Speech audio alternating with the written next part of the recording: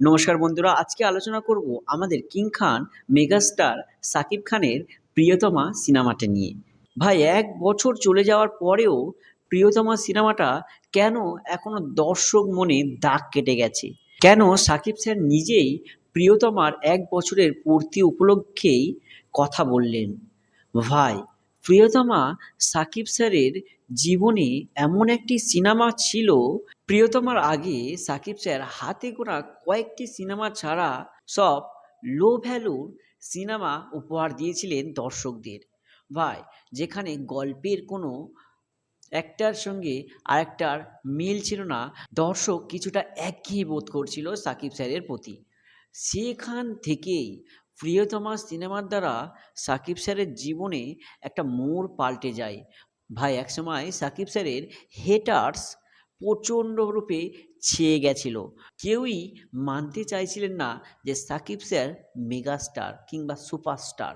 সকলের কাছে সাকিব খান যেন একটা তুচ্ছ তাচ্ছিল্যের মতো হয়ে গেছিল। সেখান থেকে এই প্রিয়তমা সিনেমার দ্বারাই তিনি হেটার্সদেরকে জানিয়ে দিয়েছেন যে তিনিই মেগাস্টার কিং খান সাকিব খান। হিমেল আশরাফ স্যারের পরিচালনায় প্রিয়তমা মাত্র ২ কোটি টাকা দিয়ে বানানো হয়েছিল। সেই সিনেমাটি ৪০ থেকে ৪৫ কোটি টাকা আয় করেছিল। এবং শুধু ব্যবসার নিরিখে নয়, এই সিনেমায় সাকিব স্যার তিনি তার অভিনয়ের জাত চিনিয়ে দিয়েছিলেন। হেটার্সরাও বলতে বাধ্য হয়েছিলেন যে সাকিব খান সত্যিই অভিনয় জানে। সেই জন্য আমাদের কিং খান মেগাস্টার সুপারস্টার সাকিব খানের জন্য প্রিয়তমা একটা অতুলনীয় ভূমিকা পালন করেছিল সাকিব স্যারের, তার এই স্টারডম ধরে রাখার জন্য। সো প্রিয়তমা সাকিব স্যারের জীবনে একটা গুরুত্বপূর্ণ সিনেমা। এই সিনেমাটি যদি না হতো, সাকিব স্যার হয়তো ধীরে ধীরে ওই বস্তা পচা সিনেমার দ্বারা আবদ্ধ হয়ে ধীরে ধীরে তিনি তার স্টারডমটা হারিয়ে ফেলতেন।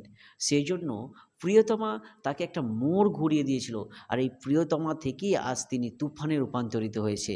তার এই অনবদ্য সাফল্যে আমরা সাকিবিয়ানরা খুবই খুবই আনন্দিত। আমরা চাই আমাদের কিং খান মেগাস্টারের থেকে আরও শক্তিশালী এবং পাওয়ারফুল সিনেমা পেতে। কি বলেন সাকিবিয়ানরা? তা কমেন্ট করে যাবেন।